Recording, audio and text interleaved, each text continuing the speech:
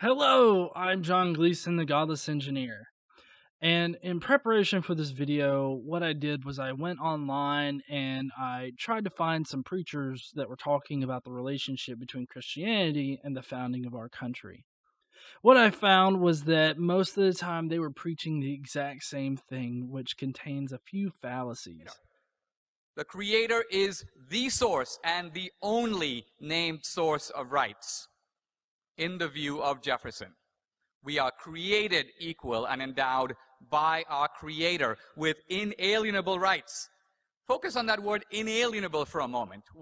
Instead of actually using the Constitution in order to prove their point, because the Constitution is definitely detrimental to their point, these preachers and apologists would appeal to some kind of authority of the framers and everything, which is a little bit of a confusing topic. What these preachers and apologists would do would appeal to their own personal beliefs, the framers' personal beliefs, and say that that is what made, America a Christian nation.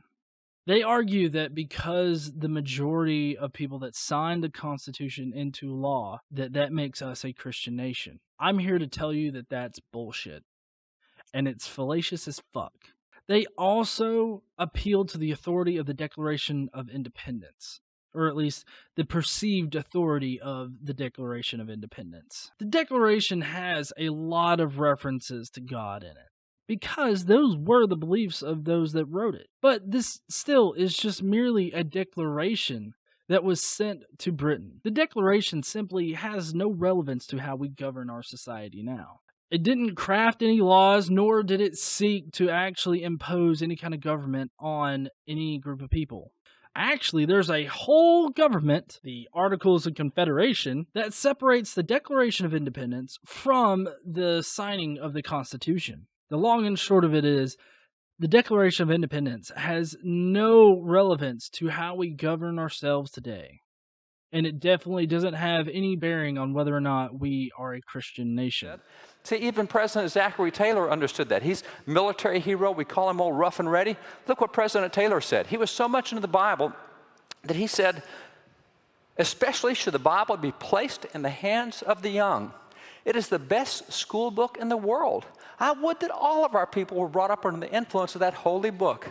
Now, they also appeal to past traditions. Traditions like Bibles in schools, as well as prayer in schools. It doesn't matter to these people how wrong or how against the Constitution praying in school, instructor-led prayer in schools rather, and the Bible being used as a textbook. They don't care how wrong or against the Constitution that actually was.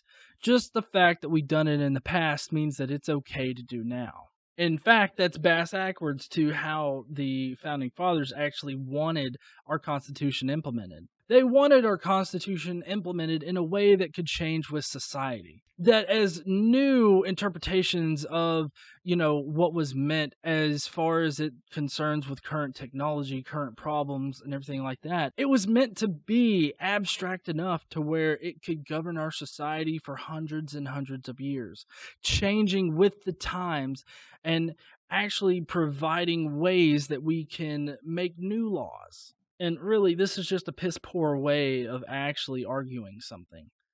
Just because we've done it in the past, or there's some kind of perceived tradition of it, doesn't mean that it's okay to still do now. We have a better understanding of how wrong it was for us to issue the Bible as textbooks in the past.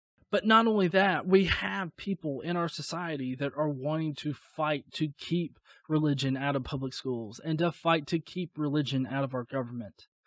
We didn't always have that. But this line of thinking has led me to think, well, what if we were actually a Christian nation? Like, what are the societal ramifications of us actually being a Christian nation? And how would our government change if we indeed were a Christian nation? You may be thinking to yourself that, of course, there's a lot of shit that would change, right? But let's just focus on a few major areas of change that would indefinitely happen if we were indeed a Christian nation.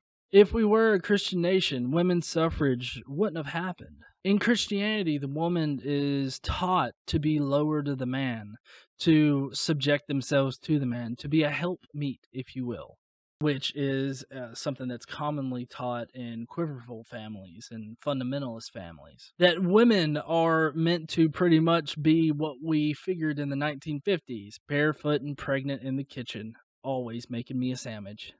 Women wouldn't be able to get jobs and provide for themselves, or let alone divorce. That's not any kind of freedom that I know.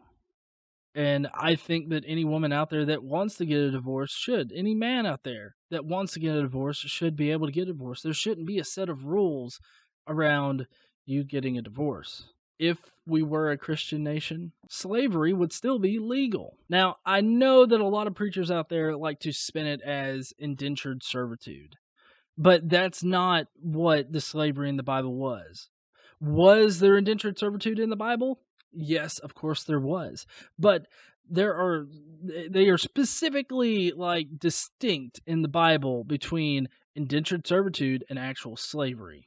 If you just simply look at history, you will see that conquering nations would enslave the people that they indeed conquered. They would take for themselves the women as spoils of war. It wouldn't have mattered the age either. And that's exactly what's in the Old Testament of the Bible. The Old Testament of the Bible has, Jews conquering others and taking for themselves what they would consider the spoils of war. Prior to 1865, the Bible was actually presented as supporting slavery. Ironically, though, there were actually Christian apologists and preachers and everything that were part of the abolition movement as well, because how they read the Bible, it seemed to support abolition. The slave owners used the Bible in order to keep slaves in their place. By making faith an intricate part of their culture and everything, they were able to brainwash them into thinking that that is where they deserve to be, and that the way to get into heaven is to obey their earthly masters. If we were a Christian nation, thought crime would be part of the legal system. If a married man thought lustfully of his coworker, then he would have to suffer the consequences of it. Either cutting out his eye or cutting off his hand if he spanked it in the corner of his office later. Women could be killed or punished because they provoked lustful thoughts in their coworkers. But ironically, I guess that they wouldn't actually be coworkers now, would they, if we were a Christian nation, because women wouldn't be allowed to work. If a woman claims that she was raped, she would likely be killed because it's the woman's fault if she gets raped. She will be told that she needs to look inside and see what sin caused her to be raped. The rapist won't get any kind of punishment at all. Marital rape will be rampant. If you think about, serving another god, then you will most likely be killed. If we were a Christian nation, we wouldn't have other religions in our society. We wouldn't tolerate it. If you were seen praying to Buddha or Allah or any of the number of different gods that are out there, you would likely be arrested, tried, and sentenced to death. If we were a Christian nation, capitalism wouldn't be a thing. We wouldn't be a capitalist society. Most likely, we would be a socialist society where, a true socialist society where it doesn't matter how hard you work, your profits are divvied up amongst your community. In essence, we would be a theocracy based on socialism. You would have to believe in Jesus, and you would also have to give up your riches in order to serve him. That's what Jesus said to one guy that wanted to serve him, and that's how Jesus responded, was give up all your riches, give them to the poor, and then you can serve me. Jesus also said at one point, it is easier for the camel to go through the eye of a needle than for a rich man to get through the gates of heaven. Finally, if we were a Christian nation, we wouldn't have the First Amendment. The First Amendment guarantees that you can speak freely and think freely. It also guarantees that religion can't rear its ugly hand into the government and push whatever religion it is to the citizens. In essence, the First Amendment assures that we can't be a theocracy. But we have many people now that are looking to tear down that wall, or at least make it into a two-way mirror, because they feel like the government doesn't have the right to intervene in church affairs. Then on the other side, the church can definitely intervene in governmental affairs. Church wants to be a significant part of the government, and people want to make the church a significant part of the government. People want a theocracy. People like Ted Cruz, Kasich, all of them, they want a theocratic government. Me personally, I think if you want a theocratic government, why don't you move to Iran? That's the only theocracy that is actually left in the world. And over there, they kill gays. So I'm fairly certain that most Christians would feel right at home over there pushing a gay off of the top of a building.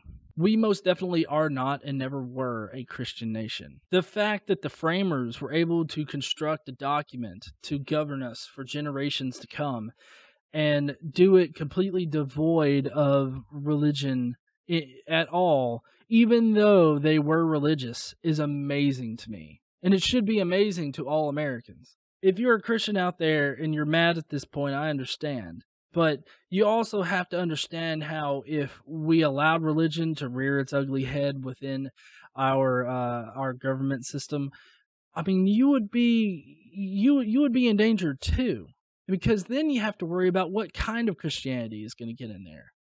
Could it be Steven Anderson's Christianity, Westboro Baptist Church Christianity, or some kind of progressive church? Either way, if you get religion in there, you have to serve that one particular type of religion. And here in America, we have several different types of Christianity that are around. My guess is that like the Seventh-day Adventists wouldn't want a Catholic government, nor would the Baptists love to have a Seventh-day Adventist government. Framers were able to set aside their own personal beliefs and create a document that has survived for generations and will survive for many, many more, without succumbing to the tyranny that they fought so hard to get away from. This Independence Day, let us remember that America was and always will be a secular nation. Thank you for listening for this short little rant on Independence Day. I really appreciate you guys joining me. Please go down below, leave me a like. That would help me out a lot, as well as leave a comment about your thoughts about the points that I brought up here, especially if you disagree. I would love to hear your response down below. If this is your first time here and you like what I said, please don't forget to subscribe. And a young gay man wrote to him saying, "My problem is different from the ones most people have. I am a boy, but I feel about boys the way I ought to." I know a lot of people don't like to crap on others about the whole praying thing, but I have some viewpoints that aren't exactly